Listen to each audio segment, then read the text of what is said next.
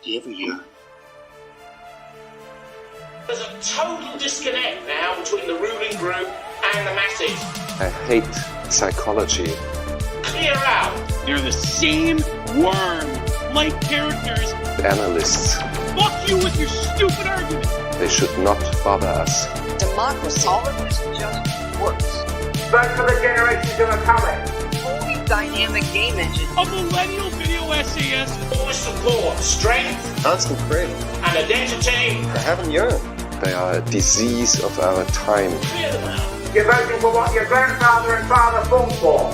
I sit and yearn.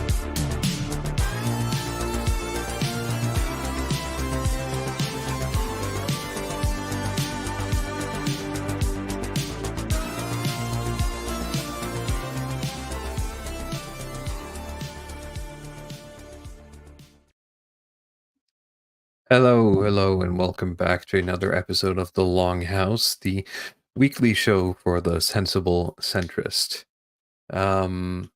Today, as last week, we are one member short.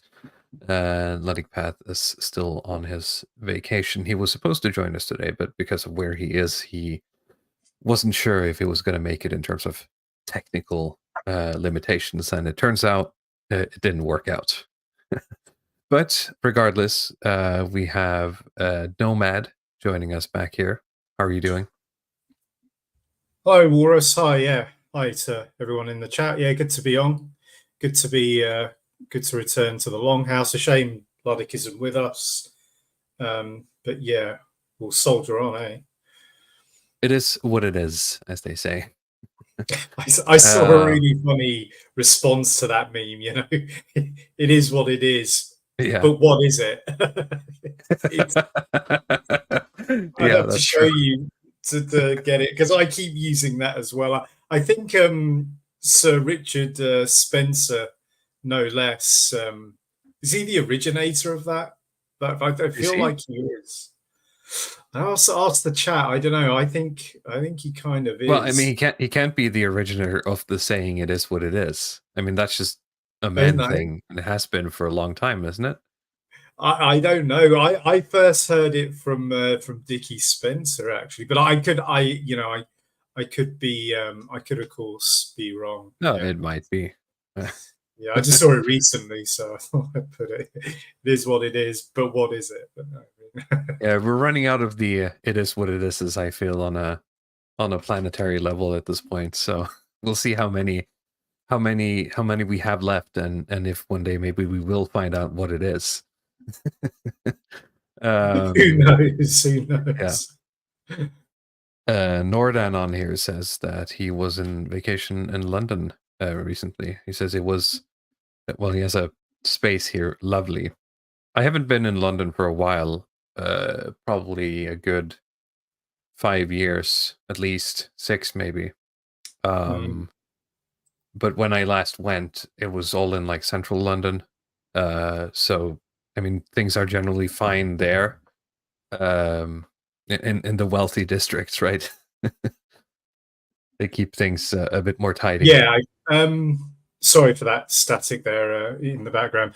That's also quite funny, because I just got back from central London today, and it's kind of chaos, to be honest with you. I was in a camera shop, and I was selling a lens, a DSLR camera lens, which went quite smoothly. But yeah, it's just a lot of chaos and confusion. I was just saying in the DMs with a good friend of mine, how much it's changed, and like so many things we see around us, none of the change seems for the better. It just seems like the charm has gone, that quality. Sure, yeah.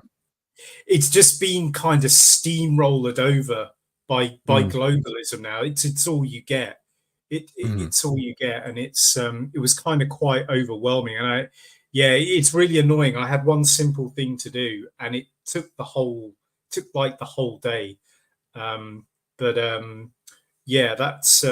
That's interesting from Norden on. I'd like to gauge more of what he did, But like He you says said, yeah, he says he stumbled into a pride parade by accident. right. Last weekend was Pride. Oh. Sorry, 2 weeks ago. Two Wait, weeks ago. Nordanon, why were you there? Why did you go to London, Nordanon? Oh yeah, I stumbled into the he slipped and fell into the pride parade. Just joshing with him. I do recall going to London at a very young age, and what struck me going back, as you said, with the sort of the being painted over with globalism, is that there was a sense of culture in London, sort of British culture in London that Sure. wasn't there when I came back a few years ago. It was just an international business hub essentially. Yeah, it is. I mean, that's essentially what it is. It's just so many different layers of globalism just sort of piled on top of each other. So, the charm, the quaintness has gone. A lot of local sellers have been pushed out or they've shut down because of the post-pandemic economy and whatnot.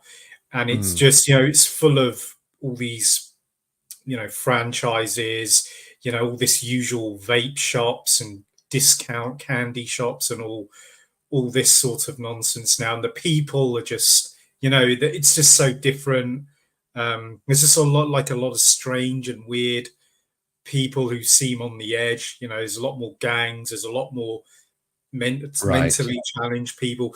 It's just, it has pockets of brilliance. I went to the comic museum after, very randomly. That was really good, actually, looking at old British and American comics and things. Something I used to do as a young person, not so much now. It has small pockets of brilliance to it, like art and whatnot. But it just seems. I said to my friend, it's almost like the gods of capitalism vomited all together, and central London is the result. All these dumb, Japanese, Korean supermarkets everywhere, all these Deliveroo drivers, Uber Eats drivers flying past you, the homeless people are just everywhere. And everything that I used to like, Walrus, as a kid, like a lot of the music shops, a lot of the record shops and things, it's all disappeared. It's all been kind of torn down and replaced now. Some of that's obvious and inevitable, but and there's just way too many people. It's like everywhere I go, you feel like there's 10-15 million too many people in this country, and it feels like it's the pressure cooker is right at the top of the gauge. It feels like breaking point. I don't know where all these people have come from. I don't know where they've come from. I don't know what's going on. And we'll get into this, I think, as we talk about the aftermath of the elections and the state of the UK. Because I can't remember when it was, Walrus. We did one on the UK. Was it the end of last year? I'm thinking it was. Or was it the beginning? Are you thinking about the when we talked about the bald traveling guy, right? Yeah, and the general problems nationwide, and we overlaid it with my article and whatnot, and several other videos. But I mean, it just seems to have carried on from there, really, and that's sort of where it's not changed. It's not changed, but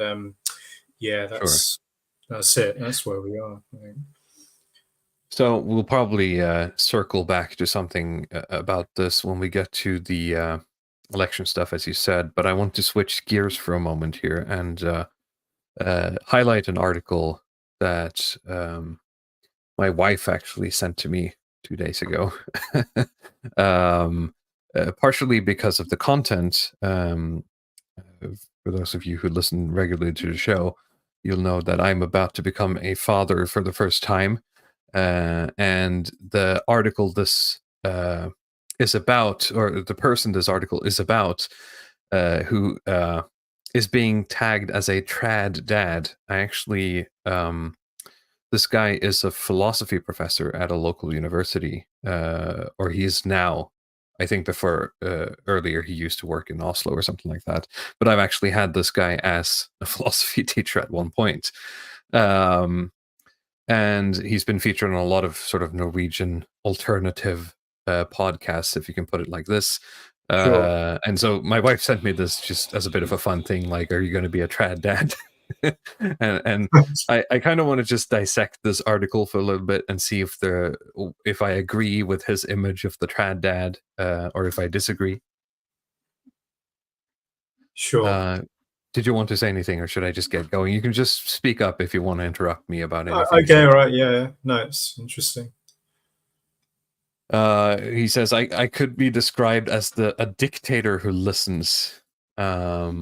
So the trad dad, in air quotes, Einar Duenger-Bohn, believes that there is a trend in our time to expect help instead of being an independent person.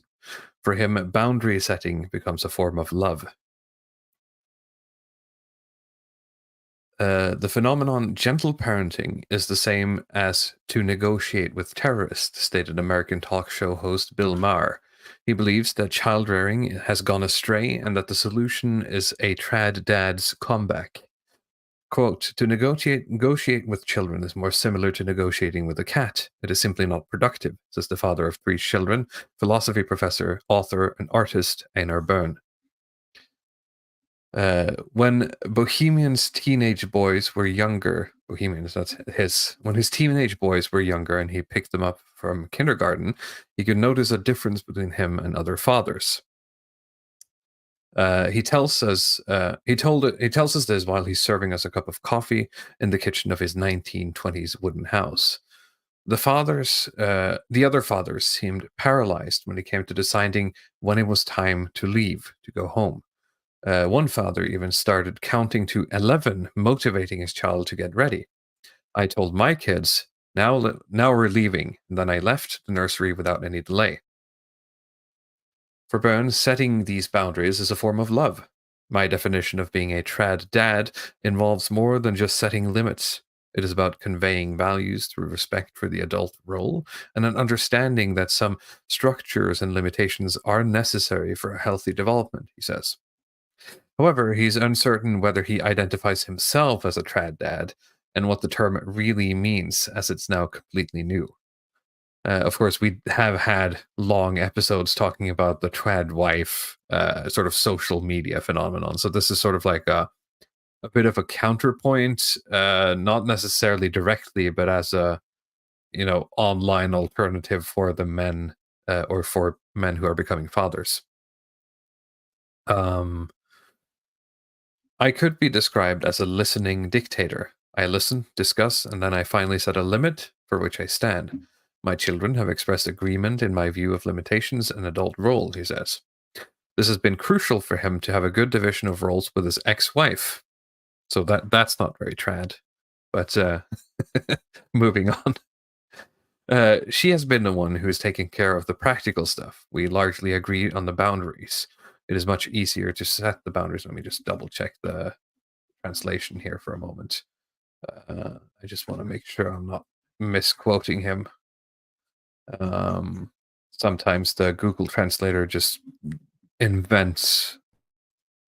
Okay, yeah, doing it this way makes it easier to set boundaries. So what he's basically saying is that he's the one handling the day-to-day stuff, but they have to agree on the boundaries. Yeah.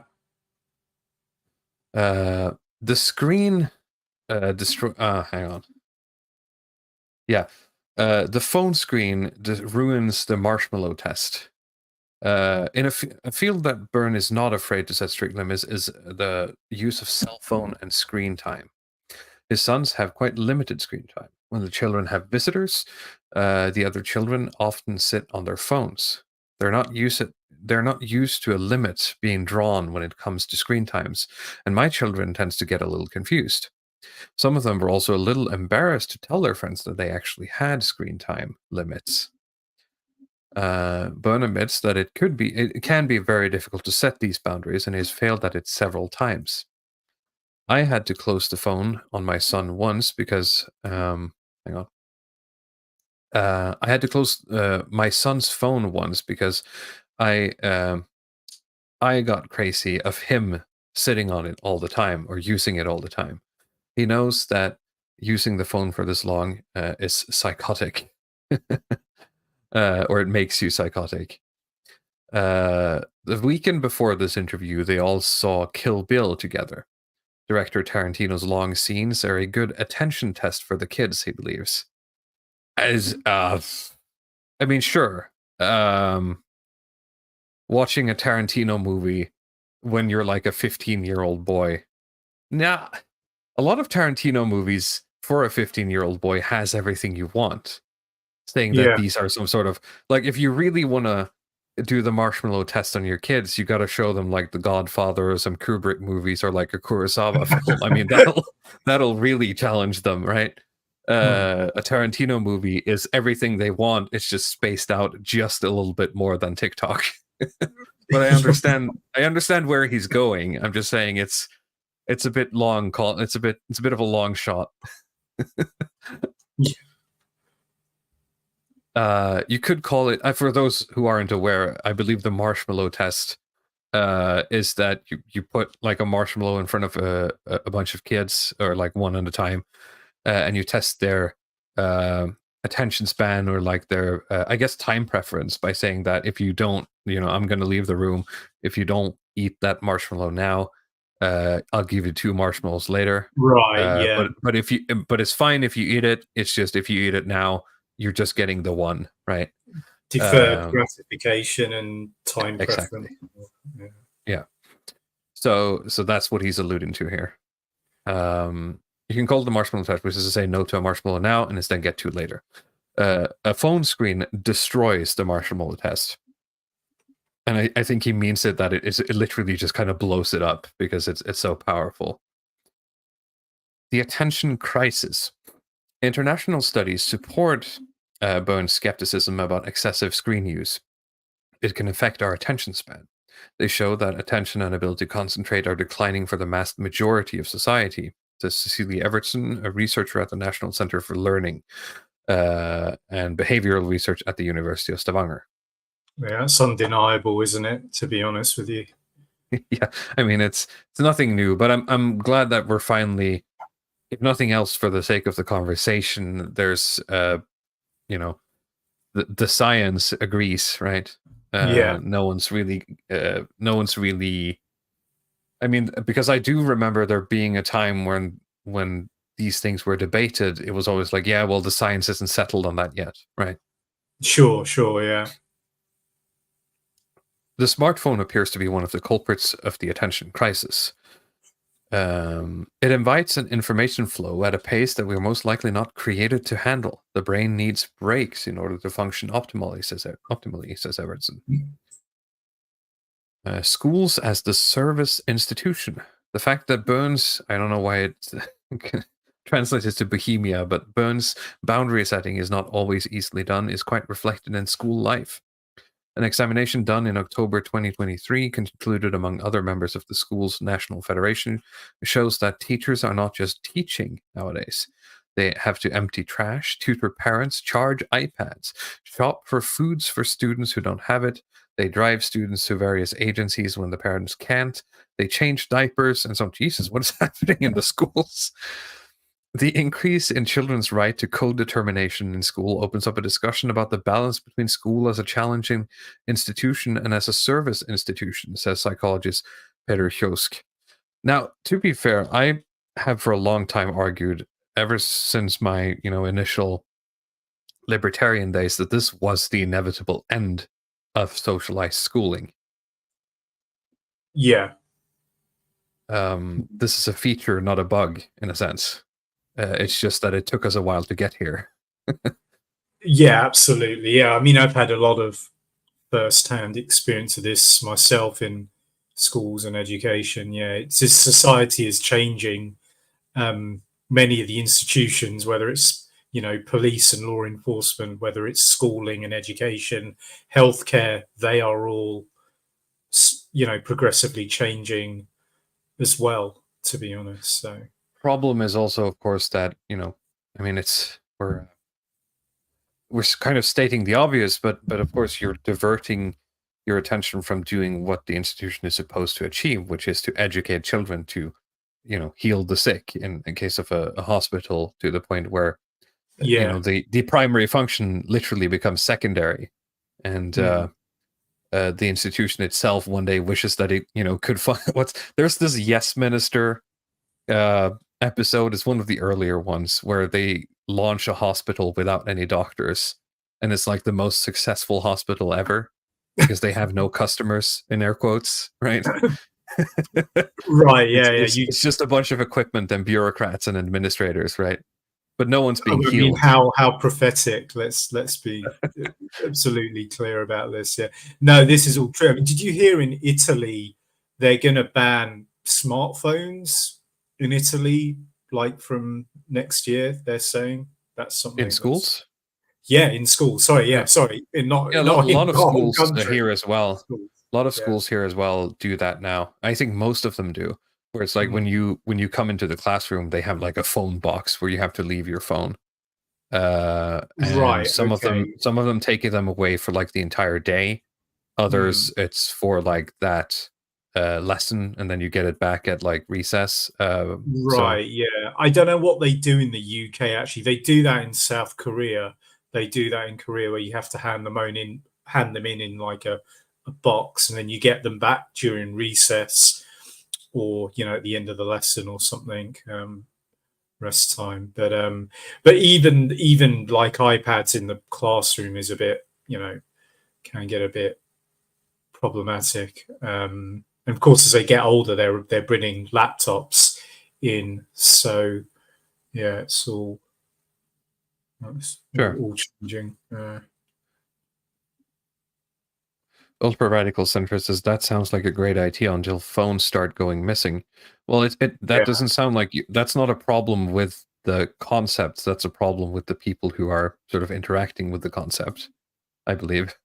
We can't give up the dream of what's the meme? It's democratic liberalism, but only for 130 IQ Anglos, right? We shouldn't give up the dream of the perfect just because some people aren't capable of reaching it, right? I think that's stupid. Of course, we should then the problem is then, of course, people start taking the phones, and then you spend more time dealing with phone theft than you do actually teaching the kids, and then we're back to where we are today. So yeah, it's just that's kind of a vicious cycle, really, isn't it? I mean, the problem is teachers are, their day is consumed with so many other things that are not teaching or even educating. It's difficult. Another problem that we have that's very a good signifier of where society is that in the old days, I don't know about you, Walrus, I know I'm a bit older than you. As an early millennial, you only, in your class, you had the homeroom teacher or classroom teacher.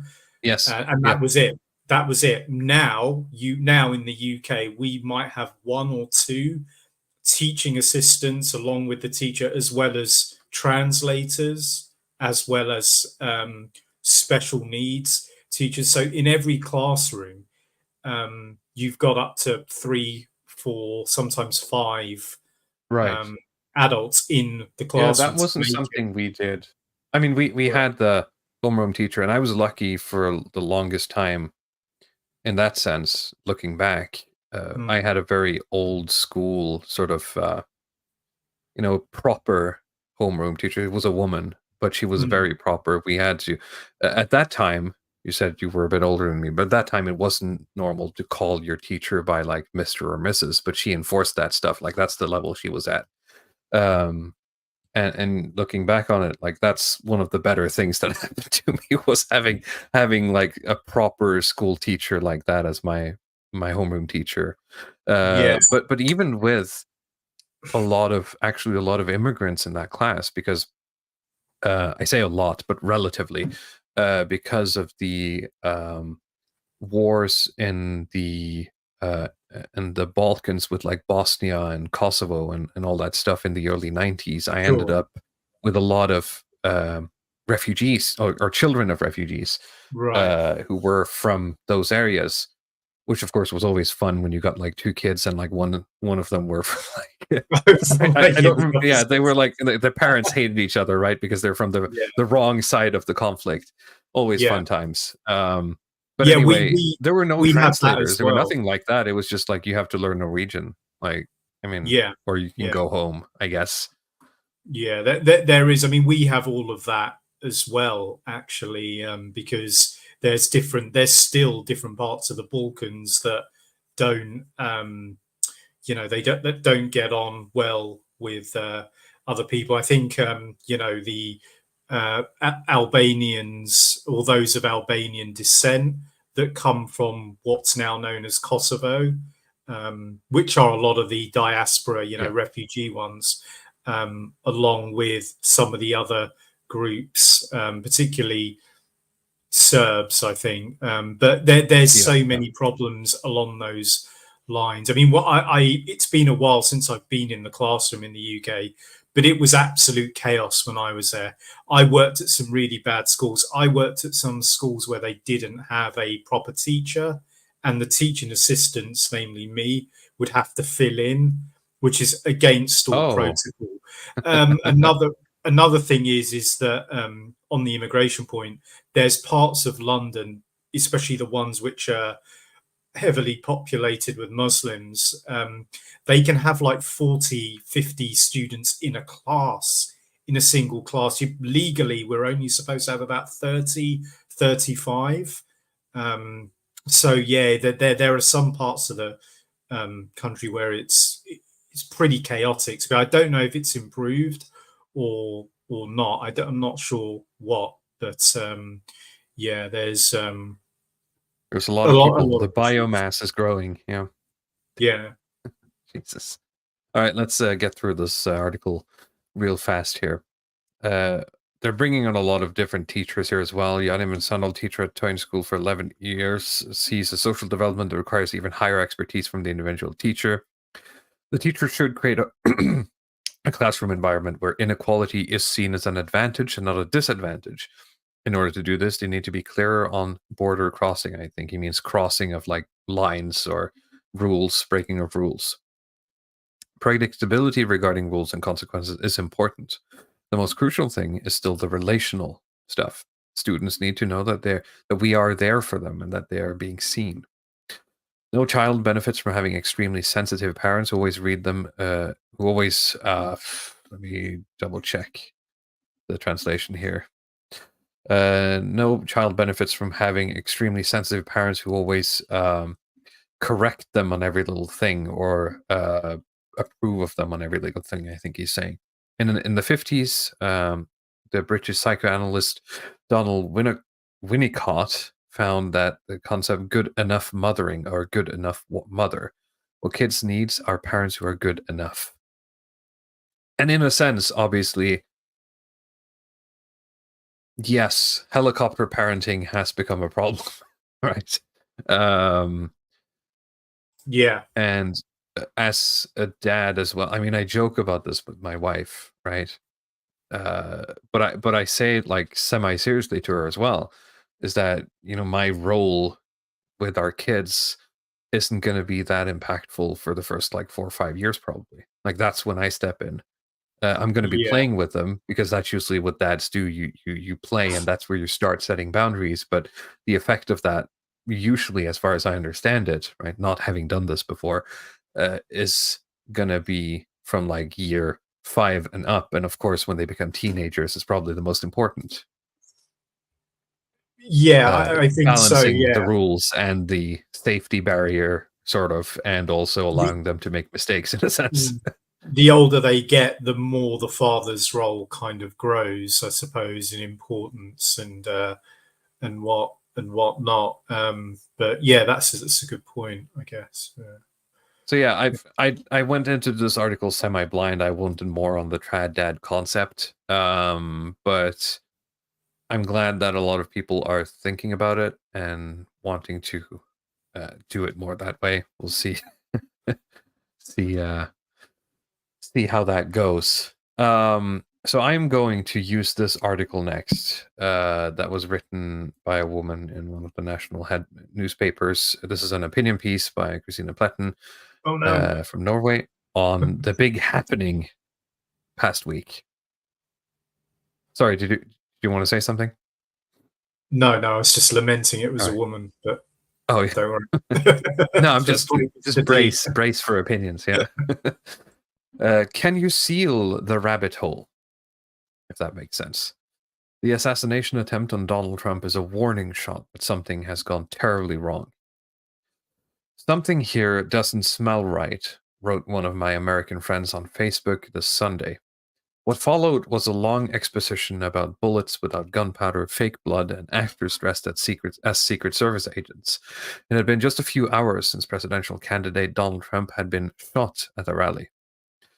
Quote, if this really had been an assassination attempt, then they probably would not have raced Trump up again before the area was secured, wrote another in the thread.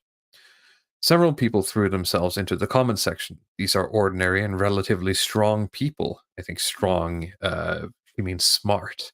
Assume that this person is a journalist with the circle of people around her that, befits such a station.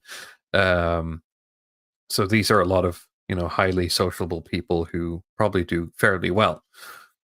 Of course, middle class, but nothing more.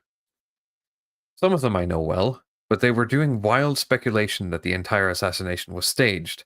And I'm not going to throw punches here, but I mean, I saw it. She's talking about this happening from the left, right? But a lot of it's a strange world we live in. You just cut out there for a sec. Oh yeah, I knocked the microphone. I said she's doing it from doing that sort of hours from the right.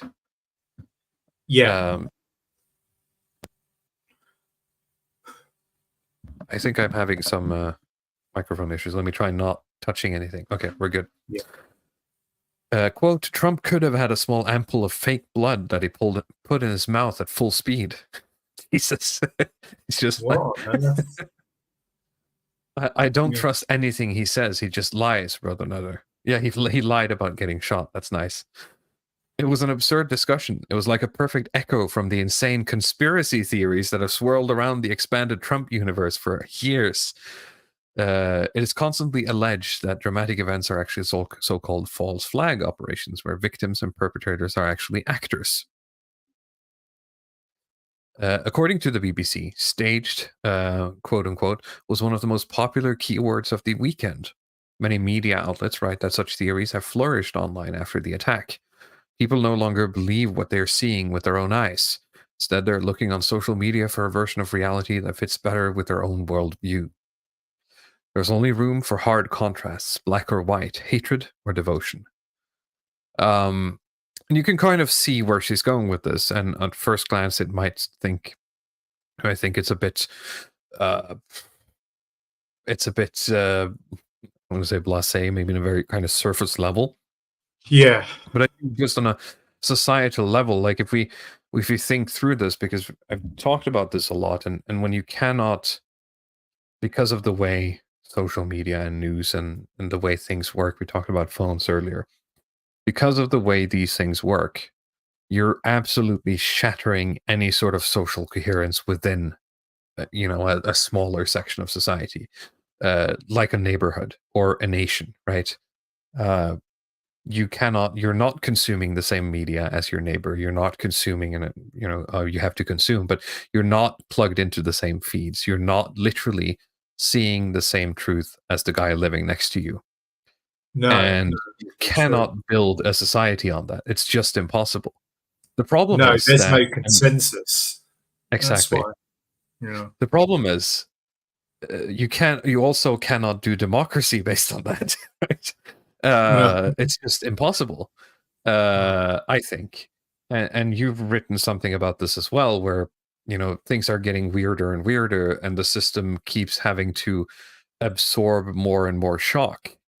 In your article, right?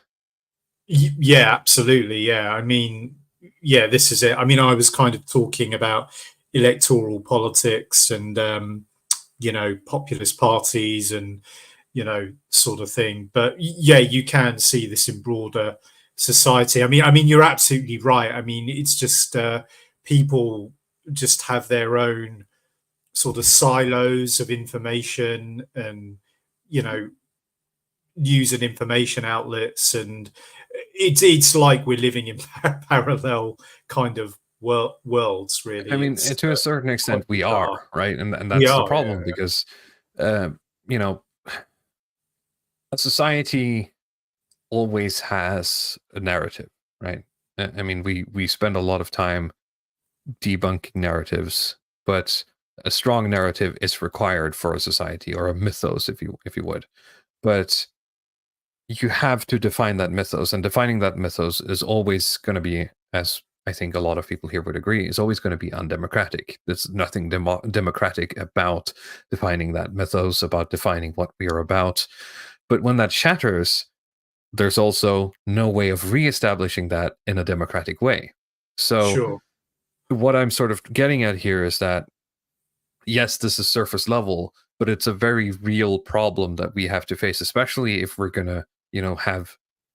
I'm gonna toot our horn here and say, if we're gonna style ourselves as having quote unquote vanguard, you have to sort of stare into the abyss of, all right, what are we actually gonna like? How are we gonna get through solving that issue? Because yeah, it's not gonna be a democratic solution. We're gonna be prepared to do undemocratic things, and I'm not necessarily just alluding to civil war or anything like that. I'm just saying reestablishing a narrative is going to have to be done top down. And if you don't do it, someone like, let's say, Tony Blair is going to do it, right? Or Keir Starmer. sure, yeah, yeah. Well, yeah, I mean, it's a big challenge. I mean, of course, now with the development of technology, and also what's very important is that the 24-hour news cycle, as well as social media, those three things have totally redefined the landscape, haven't they? I mean, I don't want to get too, nostalgic for the past, but I mean, I know none of us are American, but if you remember in like the 50s and 60s, the average American family, that sort of picket fence Americana, Brady Bunch, Leave It to Beaver, they gathered round the TV at 7 p.m. Walrus, and they watched Walter Cronkite, and that was it. That was the mouthpiece for the nation, and there was very little that could contradict that. I mean, there was probably if you really flesh it out, but Sure, now, but I the mean, point is that that's over. there wasn't anything else, right? Exactly, that's the And point. it doesn't really matter if it's true, right? No, Weirdly it enough, doesn't. No, yeah. right? I mean, now, I mean, especially the elites, the government, those in power, they have to stay one step ahead of the game. They need to have PR departments. They need to have, publicity, this and marketing and advertising, and they need to be on top of these things because they want to control the narrative. And yeah, I forgot what it's called, but Morgoth Review, he did a couple of years ago, he did a really good video on this. I think it's called Mood Management. So like whenever there's something big that happens, like a terrorist attack, the government know in advance what they're going to say. They know what they're going to put out on social media, on the They're sort of networks, on the predefined daily. PR packages ready to go. Exactly. Yeah. They've got scripts for when they do the news segments because they want to keep that, if you like, Walter Cronkite era. They want to keep that in line, but I don't think they can. I don't think you can do all of that. But the thing is now, I mean, especially with X is a big one. But Yeah. all yeah, everybody has a phone and a camera and a computer in their pocket. It's kind of Exactly, crazy when you but what think I'm about saying is that if you want to reestablish, I'm not saying that the current system needs to reestablish, but if, let's say that, quote unquote, we win, right? Let's Sure. say we get to redesign what the future looks like. I believe we would have to be just as undemocratic, right? We would have to be just as one narrative to be able to combat this. Yeah, Because even an alternative that is good, and I mean it's actually good for people, wouldn't be able to live with sort of what's the Ludwig Path used this like 3-circle model. I don't know if you saw that in one of our streams, where you have like these 3 levels of narratives that are always competing with each other, and it can just be a sort of it's a free for all essentially for your attention, right? sure. Yeah. And no society can actually survive that, I think. No, they can't. They probably can't. No, I mean that it's often said about like Cold War era politics. Although we think of like propaganda and state control of the narrative and the media, we sort of associate that with the former Soviet Union. But really, to be honest here, I mean, maybe it's my own opinion, but the West was actually more effective at it than the Soviet Union over the long haul, if you know what I mean. And that's one of the things certainly. that kept the project together. The problem is now is that during the bad times, they're not really keeping it together. The mask has come off. The emperor's new clothes have been revealed, and everybody can see that this isn't working. It doesn't matter how much media management that they set themselves to or they attempt to do. It's not really, it doesn't detract from the reality. I mean, that was one of the master strokes of the West.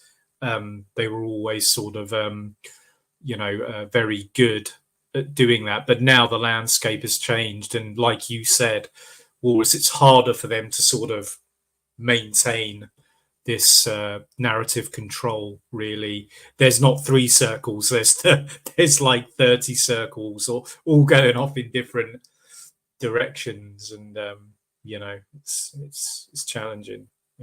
Yeah, it is. Ultra Radical Censor says, if we win, we need to do away with the democratic mythology completely. And I would agree to a certain extent, or to a large extent, that we probably would have to do that. But you're talking about, I mean, I put forward the hypothetical victory here, but getting from where we are to victory requires, going through the steps of dismantling that and doing that within the current sort of world state is proving very difficult. You can't just say, hey guys, let's vote for not democracy. That's not going to work, right? So unless you happen to live somewhere where everyone is incredibly based, blonde and blue-eyed, you might be able to pull it off. But just the cynicism of voting, right, would probably beat out any true attempt of reverting to monarchy or whatever. Yeah.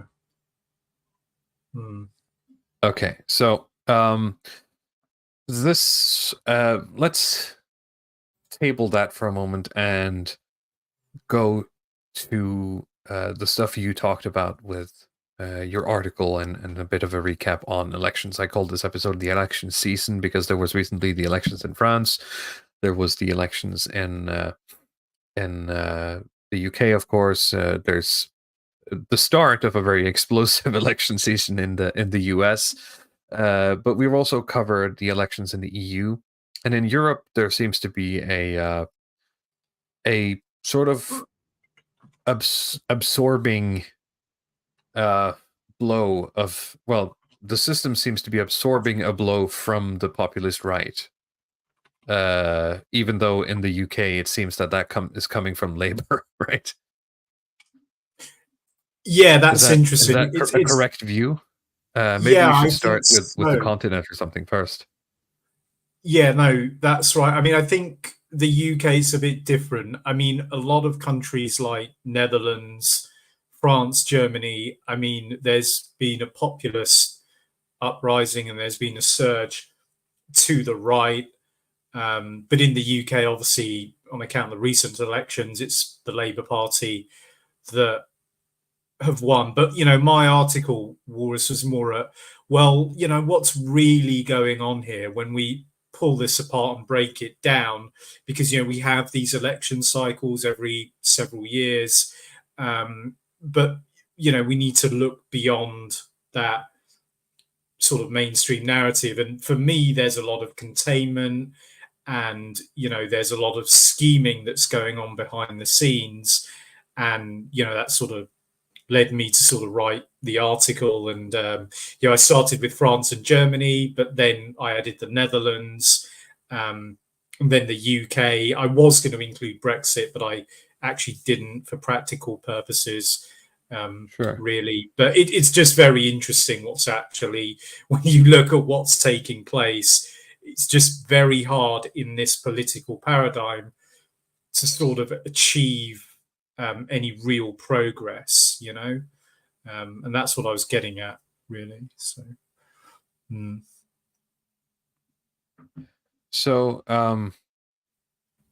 so yeah, you're looking at something like in France, Marine Le Pen's, is it the National Rally or yeah, Front National, something like that?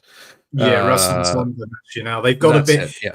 It's a bit funny with the names. Actually, a lot of them are a bit different when you translate them in English. But they've had a little bit of a makeover. It used to be Le Front National, but now they're called, you know, Rassemblement National. So, but it's the same party, yeah, basically, yeah.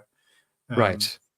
And we talked about this a bit when the elections were called by Macron. We highlighted it on our show a couple of weeks back, or a couple of months back, and we did toy with the idea that Macron was sort of doing exactly this in a strange way by making the populist right fight each other and sort of begging for a seat at the table almost, despite them being populist or popularly successful. They're not, you know, in terms of levers of power, they have to basically accept the premises of the status quo if they're going to be, you know, allowed access. Exactly, yeah, that's exactly. And this is sort of the, if you're going to read it as like the based Jupiterian Macron, that's his gambit, right? It's him saying that, well, we're going to allow you into the fold as long as you play by our rules, and then basically defeat them on our home turf, I guess. Yes, that's exactly what's happened. It's quite a complex picture in France. So, where to start? Overall, there's been a lot of progress for RN, Rassemblement National. I'll just call them RN for short. They've basically tripled their votes in just over 2 years. So in 2022, they had about 3 million popular votes. They're now over 10 million. They got more than all the other parties in terms of popular votes, in terms of outright votes. But they came sort of third overall. But there's a lot of things at work. There's a lot of forces at work. It's kind of hard to sort of come to one sort of consensus on this, because exactly what you said, Walrus, is what's happened. RN have sort of slowly moved to the centre. They've kind of become a little bit more milk toast, and they've become, you know, and that's probably helped their brand and things. So it's kind of funny because they have a new president, a very young guy called Jordan Bardella, who's a really interesting chap, actually. You know, he's very well spoken. He's not quite a Zoomer, but he's like right on. He is quite young. I think he's only 28 or 29. So he's a president. He's the leader. Obviously, Marine Le Pen is still at the front. Now they were winning after the first round of elections, but then the same thing, and this has happened before, many times before, and I was watching it unfold, I think on the Sunday, so that's 2 weeks ago, and this is where all the other parties scheme together to Yeah. push out RN. And I've seen this so many times before. I mean, I've seen it actually, multiple times in local politics and in state politics in Norway. yeah, It's very common in these kind of it's systems, that right? first past the post. So I won't go into that too much. But basically, like in marginal seats, like one of RN's opponents would stand down, so the other one would, like sort of mop up all the votes in order to squeeze them out of the seat. But I don't really know, because they've gone from 89 seats in Parliament to 143. I mean, but that's the RM bloc with another small marginal Conservative party. They've only got 20 fewer seats than Macron's party. So, I mean, okay, they were predicted to win, but the thing is, for RN, they've seen this all before. They've seen this. They weren't surprised. A lot of their like more loyal, dedicated sort of members, they've seen this before. And now France has got a problem because they've got a three-way coalition. I'm not sure if it's two or three-way coalition. No, it is three. Yeah, in the National Assembly. And RN can just sort of kick up a seat in the background with the Michael Jackson popcorn meme, and they can just watch it all unfold. And it's kind of a very dangerous and fragile alliance. But it's interesting because RN's overall message, although it's been watered down a bit, is really focused on two things: immigration and crime. Now, you don't need to be a genius to realize that those two things are obviously heavily correlated with each other. And there's parts of France where, the crime is really bad, that basically RN have it's a clean sweep. It's basically a local kind of landslide. So things are, but then some people say that, they've kind of really watered down their message. And like Bardella, they only really talked about, quote unquote, illegal migrants, not, other sort of policies or strategies that people think need to be addressed. But, I'm researching the France bit. It really has accelerated. I mean, the amount of unrest and riots they have there, and just the lack of safety, like women not being able to walk down the streets of major cities, even during daytime. And we have this in the UK now, and it's kind of become like the new normal in Western Europe now. I mean, I was watching something on the way back from London on YouTube, a similar thing in the UK in Cardiff, and a female journalist was harassed 20 times. It's always by migrants. And you see this in Germany as well. You see this in Belgium, in Netherlands. And, this is the direction. Now, if they keep on going on like this, support for these fringe parties is only going to grow. So the system is containing this, is absorbing this, but I don't think they can just do that indefinitely. Do you know what I mean? At some point, the levee is going to break. At some point, you're going to have to do something. The question is how, because these are populist parties, right? I mean, the sort of implication of what you're saying then becomes that, well, someone's going to pull some Dark Lord stuff, right? And basically start handling immigration, or at least managing it in a way where it's not affecting you as much, for you to basically go back to not paying attention anymore. Do you believe that's possible, or do you think we're too far gone? I think that's a good. Can they do it? I mean, is it possible to do this now? Because they've let so many people come in through the borders. I mean, France doesn't have the immigration numbers of the UK. I believe France is 200,000 to 300,000 net, but I think they have a much bigger problem with illegal immigration, which is kind of ironic if you overlap that with the small boats crisis crossing the Med. But they still have a tremendous problem with illegal immigration. But the problem is, Walrus, and to the chat, can they do it? Can they just contain this problem like other things? I'm not really sure if they can, because it isn't just, literally speaking migrants that are coming. It's also ones that have been here for decades now that haven't assimilated, and according to different in different ways, present a real structural problem for. Uh-huh. I mean, in a way, it sounds funny that present a real problem for the system and the government. It kind of sounds a bit funny because if you go back to where we were 15 minutes ago, we were talking about education. I mean, Yep. you see these problems there as well. Do you know what I mean? Mhm. And in the UK, I mean, I hope we get onto this later. One problem we're having, one of the first problems that Keir Starmer has had to address, is the prison system, because we don't have enough prisons. We just don't have enough prison places, and a lot of crimes are going unpunished. And a lot of criminals and would-be criminals, they know this, Walrus. They know they're not really going to face strong reprisal. So that kind of indirectly encourages them to do more. And then on the ground level, this is why everything's kind of coming apart, is because you have all this antisocial behavior that you see day in, day out, and you have to deal with. Because essentially, they're kind of, their deeds are going unpunished. And I'm not sure if it's the same thing in France, but it just looks, I mean, they rioted even when they won in the election. Well, they that's rioted. just the French being French.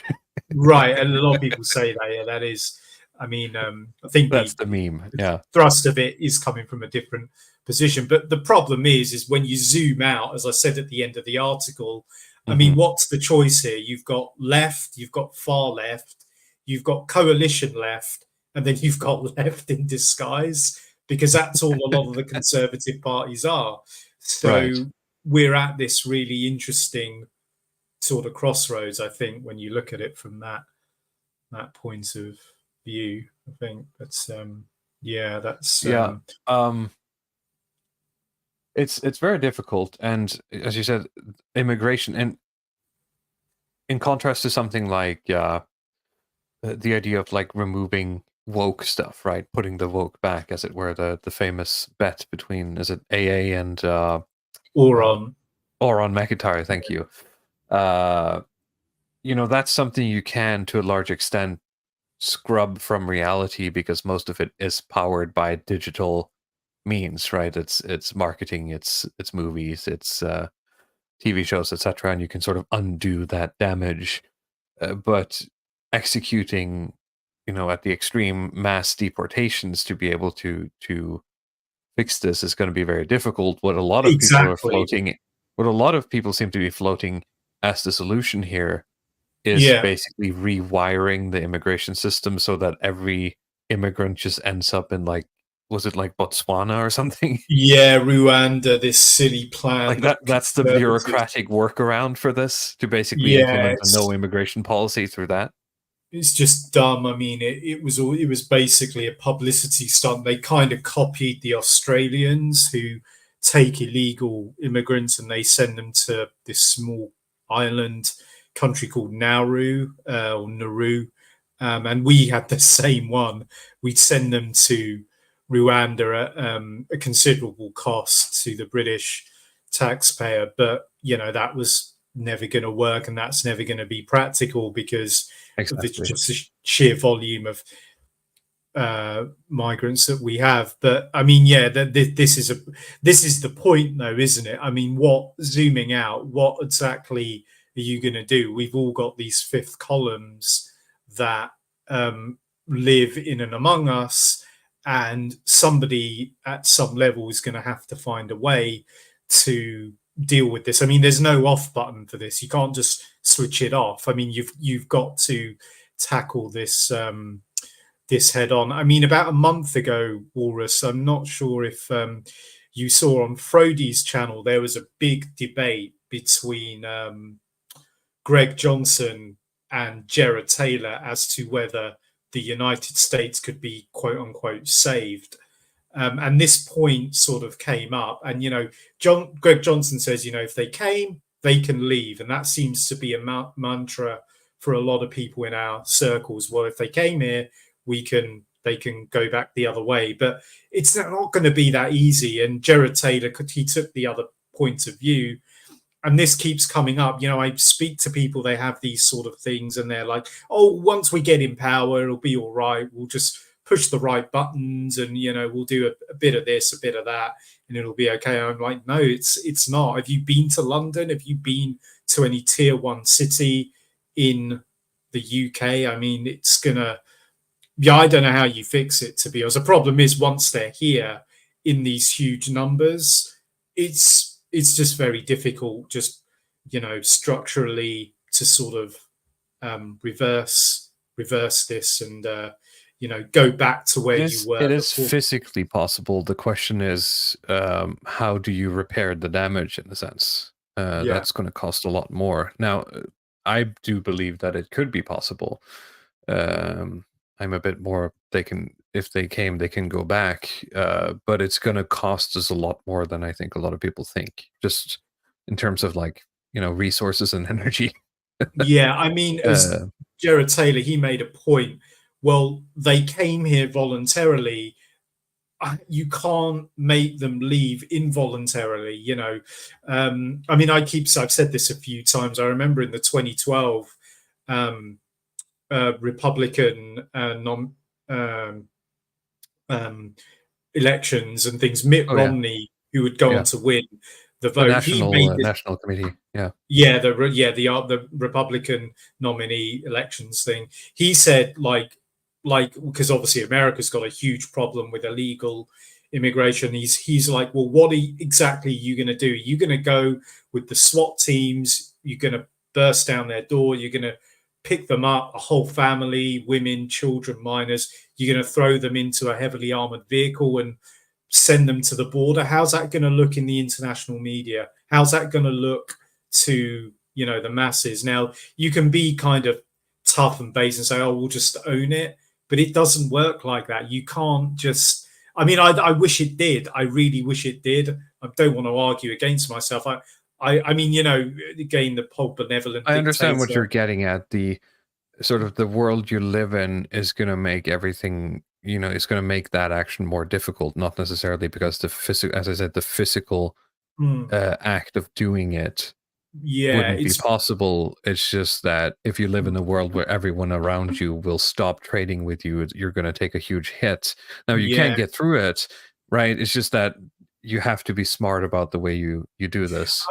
I mean, for a frame of reference, if you remember, it's going back a long time ago, I mean, it's still a story that's around, but in the 2010s, there was a lot of stuff in the media about China and their problem with Muslims, particularly Uyghur Muslims, where they put them into these camps and they round them up and things like that. And at the time in Europe, we had a lot more problems with radical Islam than we do now.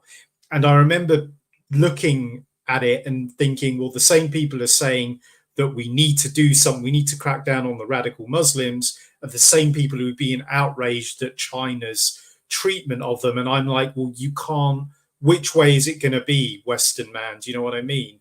Do you want to tiptoe around liberalism, which is what we've been doing, and then they blow up the airport in Belgium, or they have the Bataclan attacks in France and all this stuff, the Christmas attacks in Germany, or do you go hard like China does? And it's the same thing with Russia after the recent attacks of last year, where the Russian authorities really gave those Chechen guys who they caught, they gave them a good hiding even before anything could emerge. You know what I mean?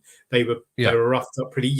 We seem to always perpetually be held back by the fundamentals of doctrinaire liberalism. Well, I think I'm actually gonna sort of shadow post as Ludwig for a moment here, because I believe if he was here, he would say that we seem to do that because we actually, to a large extent, white people in the Anglosphere, including the Nordics, actually are to a large extent true believers in our project. It's just that a lot of us don't seem to understand yet that it only works for us, right? Right. Yeah. It doesn't work on this universal scale. I mean, it hasn't. It just hasn't gone.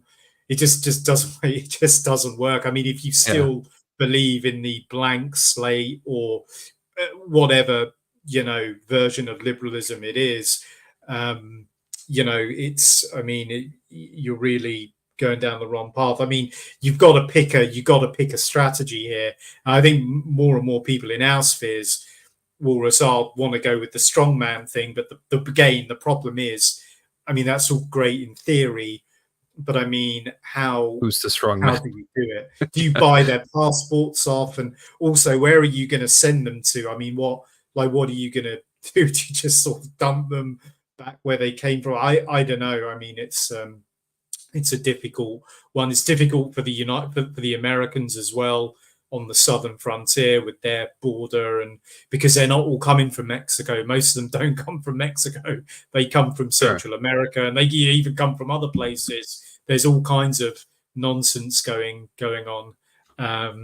But yeah, it's just a difficult thing. You do what Reagan did and you legalize them all, and then you turn huge parts of the electoral map from red to Democrat blue, which we talked about a year ago, I remember, on the Reagan stream.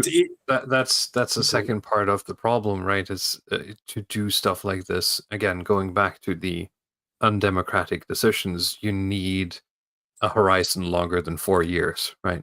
Yeah, you definitely do. You need a strategy that's, longer and broader than that. But I'm just sort of going through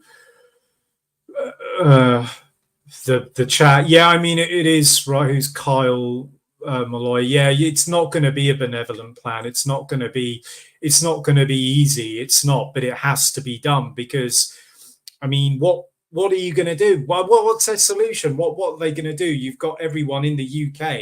You've got, Bulgarians next to Bengalis, next to people from, Bosnia. What's your grand solution? Are they going to watch Strictly Come Dancing and watch Premiership football, and that's going to turn them into patriotic Brits? It's not going to happen.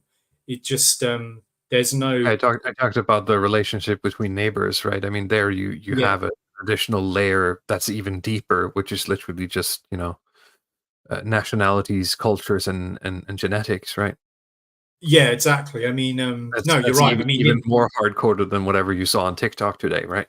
Right. I mean, recently, Walrus, I know I sent it along. I'm not sure if you saw my article back to the 90s. So did you catch that, or did you just see it? But I didn't. Yeah. I didn't get to read the subscriber version, sadly. Right. Yeah. I'm not subscribed to you. Yeah. No problem. But it was a great and meaty piece, even the free one. It was an odyssey. It really was. No, but one thing that really stuck out from the news were, of course, the Yugoslav wars, and particularly the war in Kosovo, and that, along with Ireland, were probably the most serious hot wars that we saw in the post-World War II era. And those are people that are of often the same races, maybe different ethnicities in terms of Yugoslavia, but those are essentially the same people, give or take. So what on earth are you going to do when you've got people from every corner of the world descending onto your shores? And how are they? There's no way they can't do it. It's unprecedented in human history, and it's only going to collapse. And it is collapsing. We're watching it collapse. Because in the UK, I always say this, because to zoom out a bit, it was okay when former Commonwealth people were 4 or 5%, and then you had 95% white British. That's all right, because you can you've got an overarching culture there, the British culture, but that's been smashed. That's been taken down. That's been pulled apart by different. We can talk about that. That's probably a different debate for another day. As with many things, I feel more and more critical mass of numbers is actually more important than per capita numbers. I agree. The hard numbers are everything. Because when there's no overarching culture, people are just going to splinter off. I mean, that's just that's the reality. That's the reality of it. And I think that's what you're basically seeing in real time, just kind of gradually, really. So Yeah, I don't know. Yeah, we probably didn't plan to go on to sort of mass No, it's immigration, but it great. comes up It's in good. Yeah. every stream. But yeah, that's France. I'm not sure there's much more to say on France, but I I'm a bit. just see I it mean, we growing. have been circling it with the immigration talk, but Yeah. you did talk about what issues specifically Britain is facing. You hinted at a bit with Starmer and the prison stuff. So how does sort of Britain or the UK differ from these other nations? Right. Well, I mean, I guess, yeah, I mean, in a way, we have had another popular resurgence. We had Reform Party that really, it's kind of funny because it's not that they entered the fray very late, but when Nigel Farage announced that he was going to run as an MP and then he became leader, that changed everything in Britain, literally overnight. I mean, that pretty much consigned. I don't want to say the Conservatives had a chance before then, but if they had any chance prior to that decision, that was gone with Farage entering the fray. So we have a populist resurgence as well. I mean, Reform, again, they did very well. They got 4.1 million popular votes. They got 14% of the vote. But again, they only managed 5 seats. Right. So again, it's because we have this what's called the first past the post system. Smaller parties are always kind of kept in line by this by the system, and there's nothing you can really do to break free. And just for a frame of reference, again, I mentioned this in the article. A lot of independent candidates that were running on a pro-Palestine. I'm sorry. Yeah. For a moment there, you said you were mentioning in your article. Yeah. Yeah. So I mentioned in the article, for a comparison, like pro-Gaza, pro-Palestine candidates, they gained 4 or 5 seats as well. So they have as much representation in the UK Parliament as a grassroots party that wants real formative change, which is broadly aligned with what those in the online right from the UK want, or although that is a bit contentious, really, because they've had a few changes as well, and there's a few things that people aren't comfortable with.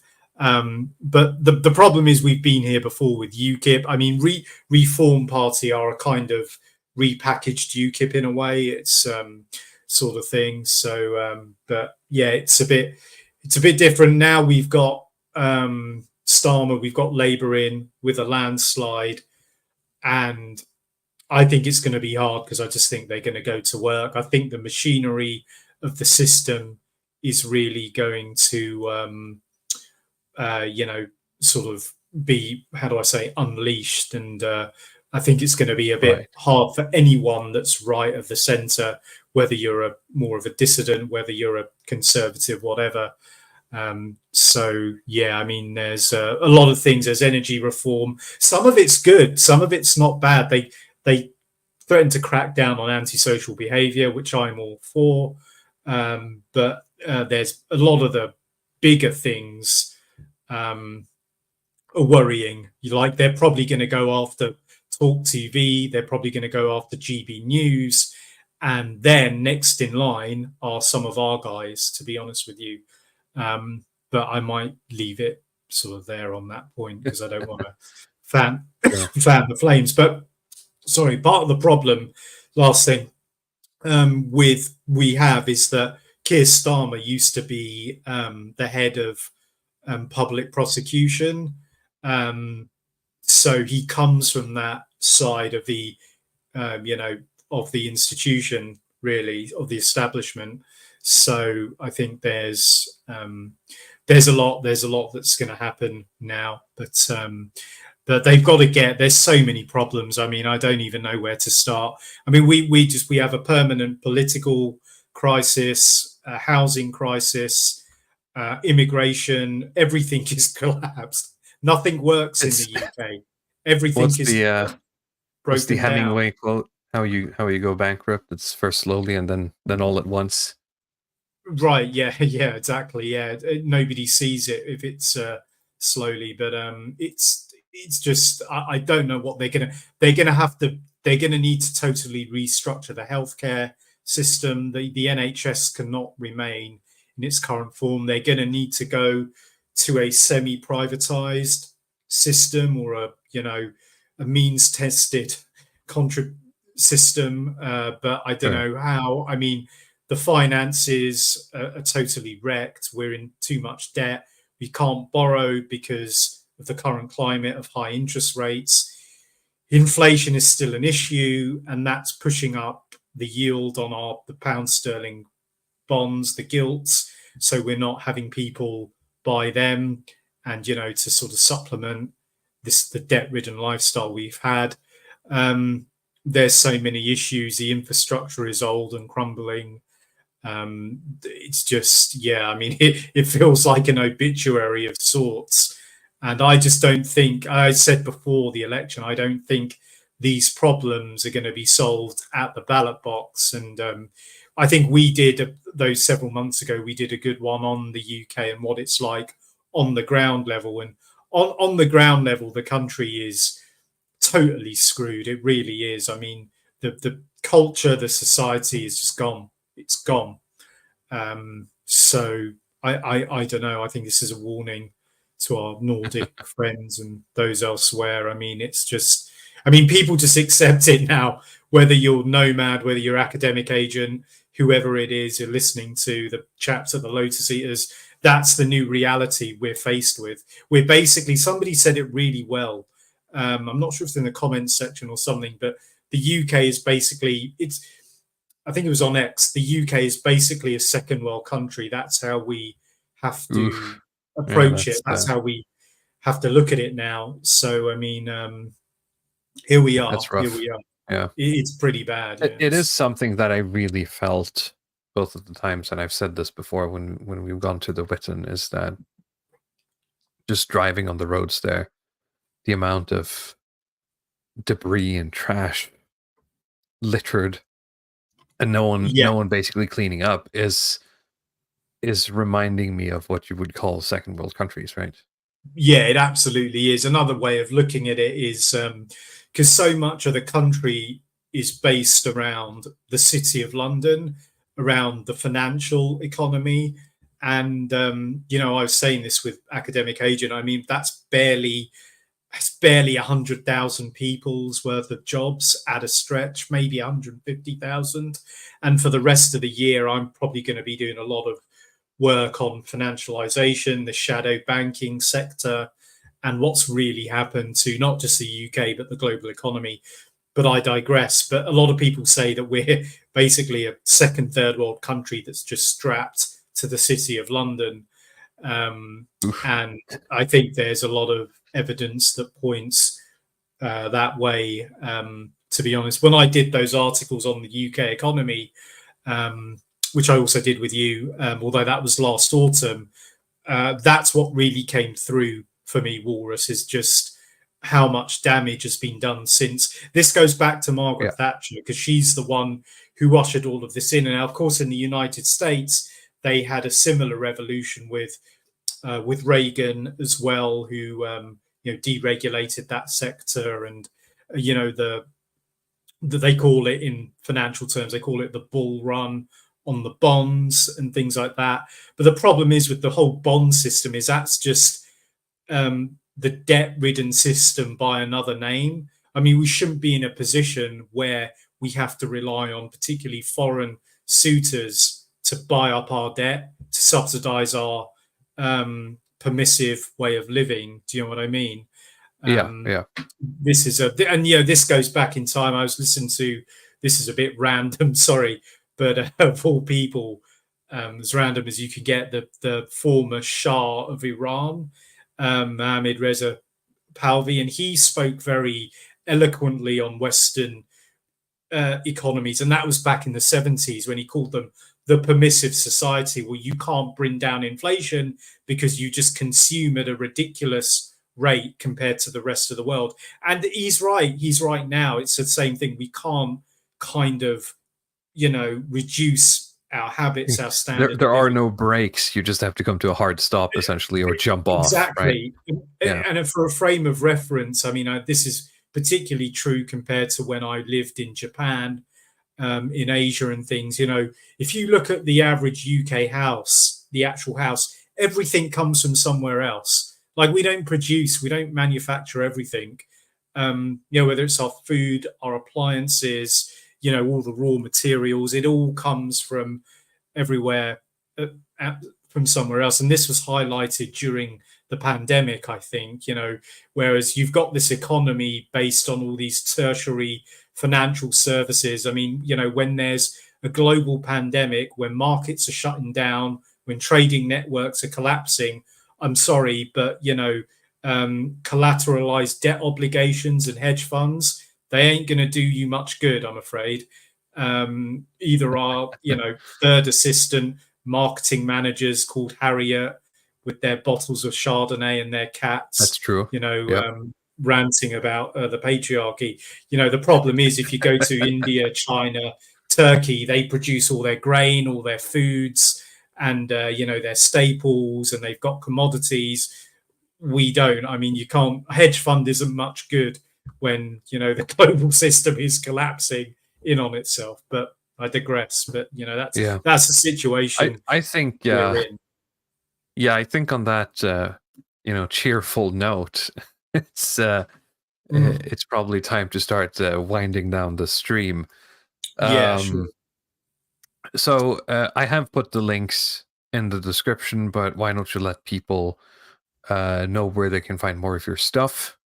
Yeah, sure. I mean, Matt? just the same places. Really, really busy on Substack. I'm growing all the time, in large part thanks to the Longhouse chaps and to others in this great community. So yeah, lots of new work. I try to get an article out every week to 10 days, but allowing for quality, sometimes it can take longer. I've got a big series on the global economic system, really breaking that down and trying to point people in the direction of what they should be paying attention to. So the Empire of Dollars is finished, but by the end of the year, I'm going to try and self-publish a couple of things, but that's some of my older work. But yeah, you can find my ranting and ravings against modernity on Twitter, and you can check me out on you know, on streams and whatnot. Kind of doing fewer streams now, but might pick up towards the end of the year. So